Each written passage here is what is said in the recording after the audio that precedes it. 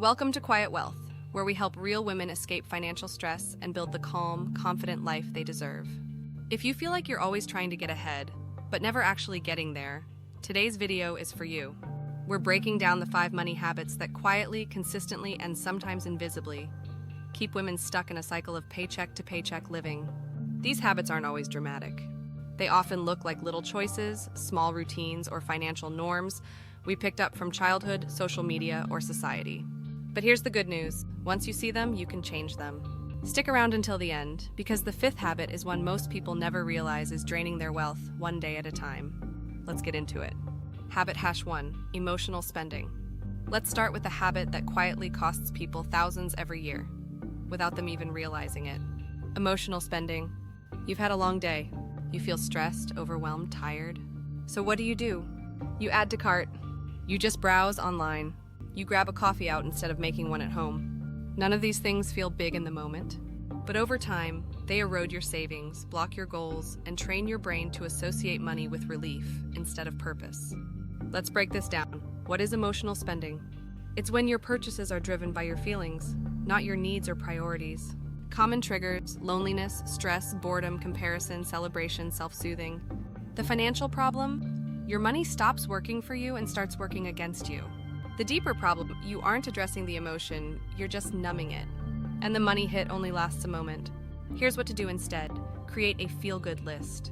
List 10 non-spending actions that boost your mood. Example: go for a walk, call a friend, do 5 minutes of stretching, put on a playlist, or journal out what's bothering you. Set a spending pause. Before impulse spending, use a 24-hour rule. Add to your cart if needed, but don't check out for a full day. This creates space between emotion and action. Track your triggers. When do you typically spend emotionally? Certain days? People?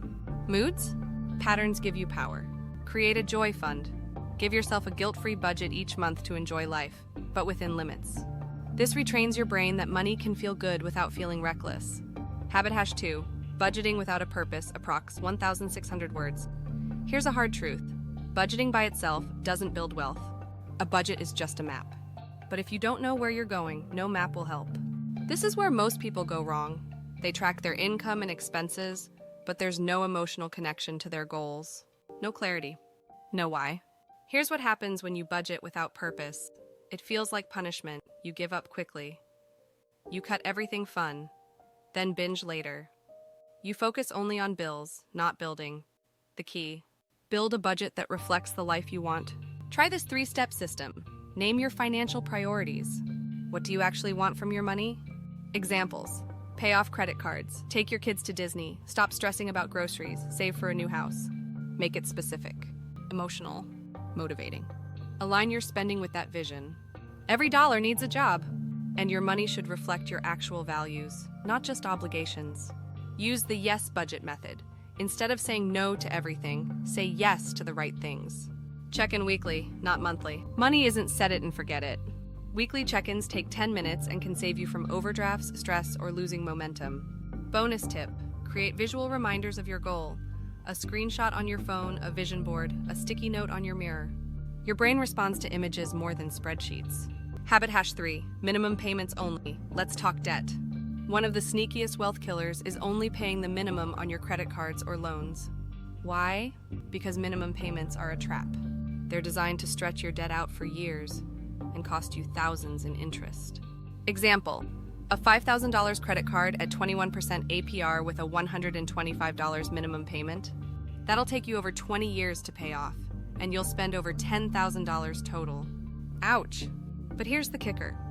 Many people think they're being responsible by making the minimums, and technically you are. But financially, you're stuck in neutral. Here's how to break the cycle. List your debts from smallest to largest, snowball method.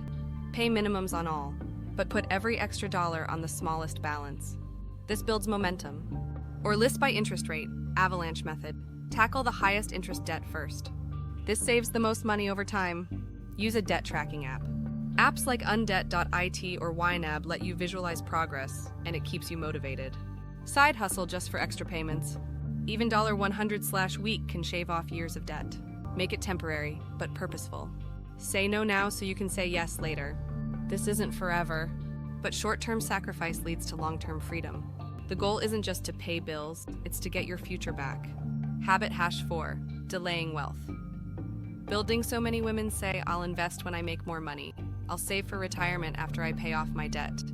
I'll build wealth later. Here's the reality. Waiting costs you more than you think. Let's do some quick math. If you invest $200/month starting at 25 and stop at 35, you'll have over $260,000 by retirement. If you wait until you're 35 and invest that same amount until 65, you'll only have about $190,000. That's the power of compound interest. Even small amounts, started early, grow massively. Here's what to do. Start with just 1%. Can you invest 1% of your income? That's $20 on $2,000. It's a habit, not a number. Automate it. Set up an automatic transfer to a Roth IRA, high-yield savings, or your 401k. If it's out of sight, it grows quietly. Use micro-investing apps. Apps like Acorn, Stash, or Fidelity Spire let you invest with as little as $5. No excuse. Don't wait to be good at money. You learn by doing. And you don't need to be perfect. You just need to start. Treat it like a bill to your future self. Your older self is watching. Give her options, peace, and freedom. Habit hash 5, consuming more than creating. Let's end with one most people don't expect, consuming more than creating. This goes beyond money. It's a mindset that leaks into your habits, income, and identity. If you spend more time watching other people live their life, scrolling instead of learning, buying instead of building, you're training your brain to be a consumer, not a creator. This keeps you stuck in reactive mode, where the algorithm decides your mood, your desires, and even your spending. Here's how to flip the switch. Track your screen time. Look at the hard data. How many hours do you consume? Now imagine using just 25% of that time to build something. A side hustle, a budget, a skill, a vision. Create before you consume. Start your day by doing something for you. Journaling, planning, working on your goals before opening apps. Set boundaries with comparison triggers. Mute or unfollow anyone who makes you feel not enough. You need clarity, not clutter. Start producing value. This could be content, service, solutions, learning a new skill, or improving your mindset. The richest people in the world create more than they consume. Remember, the algorithm isn't your boss. Just because it's popular doesn't mean it's powerful. Choose what builds your life, not what distracts you from it. If you saw yourself in any of these habits, you're not alone. And you're not stuck. Awareness is the first step to change. And change doesn't have to be overwhelming. It just has to be consistent. So here's your challenge. Pick one habit from this video to focus on this week. Just one. That's how real wealth is built, not overnight, but day by day, with intention, with clarity, and with courage. If this video helped you, give it a thumbs up so more women like you can see it. And don't forget to subscribe to Quiet Wealth. We post new videos every week to help you live free from financial stress. Remember, your money should work for you, not the other way around. And your worth is not tied to your bank account, but your ability to take action. You've got this. See you in the next video.